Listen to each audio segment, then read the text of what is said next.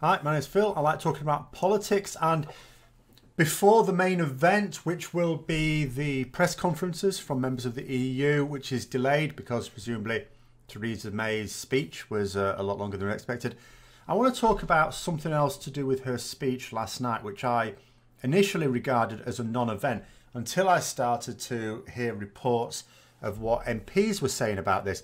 Now, there were reports today of Theresa May's speech last night, which, remember, was attacking Parliament. It was her saying it's not her fault, she's on the people's side, it's all them, it's all the MPs in Parliament. And that, of course, has royally pissed Parliament off. And I cannot overstate how many MPs that were thinking about maybe voting for her deal, I'm not saying that enough would have done, are now not likely. Apart from anything else, there have had to have been more security measures put in. Today, extra security measures were announced to reflect the potential hate attacks and the actual hate threats that have been made against MPs today, after May said it was all their fault. And the newspapers, of course, as always, will gleefully report on that. MPs are no longer simply able to walk out of Westminster and past the people protesting on either side, as would normally be the case. They would just walk out like anyone else from their place of work amongst the people. Well, no, they've said, no, you can't do that now. And it's not just some irrational fear. Senior police officers have been offering advice to MPs. They don't do this lightly. I mean, it can be different in different countries, I accept, but in the UK, we're used to the public having access to their MPs without a lot of security nonsense. Any citizen can make an appointment to meet with their MP on any matter they feel important. I've done this myself in the past, and it's not like you even have to make appointments weeks in advance. It's quite easy, quite quick to get it arranged. Our MPs are available to meet us face to face, not behind bulletproof glass with stab-proof vests or anything like that. They're there in person, sitting across from a desk, not even a particularly big desk. I mean, when I met my MPs going back some years, it was just in the local library.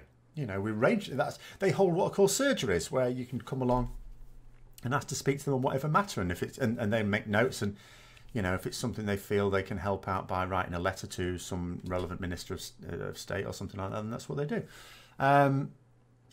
The murder of Joe Cox shook up the country a bit. So for those who aren't aware, this was an MP who was shot and stabbed to death round about the time of the Brexit referendum. It wasn't really related to that, I don't think.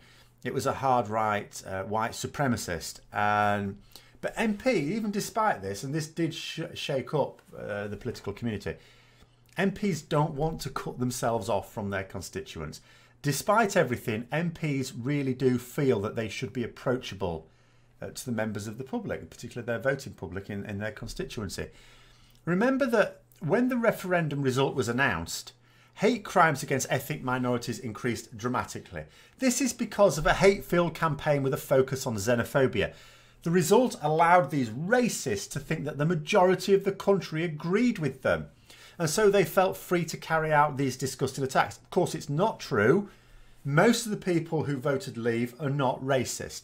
The racists in this country are a small but noisy minority, but they were given that licence. The thought that most people will disapprove of their actions is sometimes the only thing keeping these arseholes in line. Just allowing them to think that what they think is in line what they perceive their community thinks is enough to allow them to act. You know, so when other people give that impression, and the media of course play a huge role in this, that's just playing with fire. Now, with the Prime Minister herself effectively inciting hatred, if not directly violence, against other MPs, she's giving licence to people who see politicians as valid targets for their hatred. I don't care if Theresa May is doing this as part of some cunning plan or not. What she did was dangerous. People have compared it to the tactics of Donald Trump, accusing other politicians of being enemies of the people if they don't agree with them. Someone said that just because May is boring didn't mean she wasn't reckless.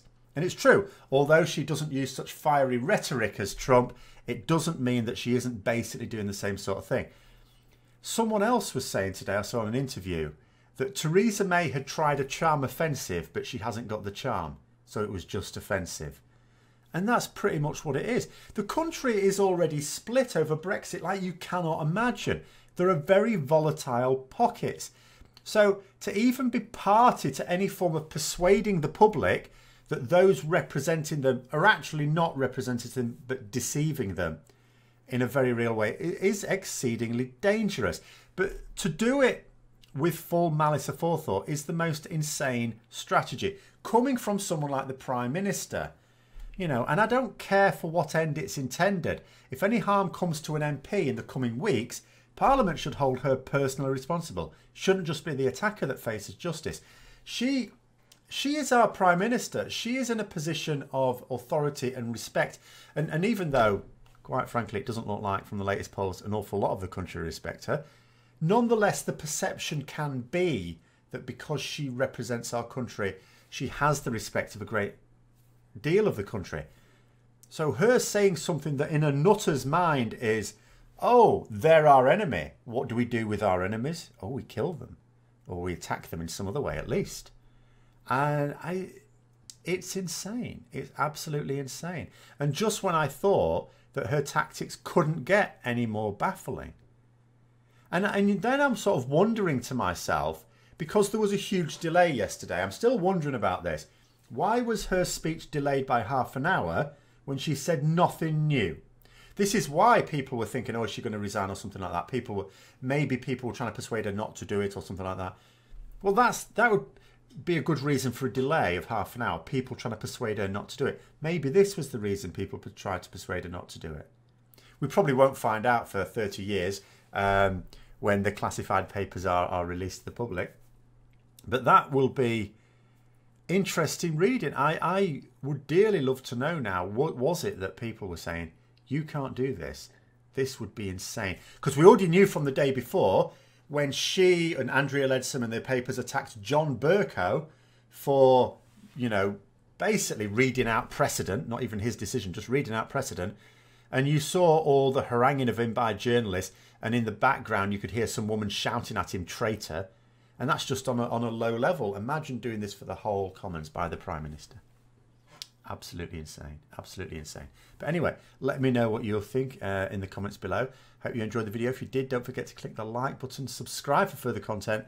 And as I say, as soon as the press conference is over, I should be going online again later tonight for final updates on today's events. Until next time, I'll see you later.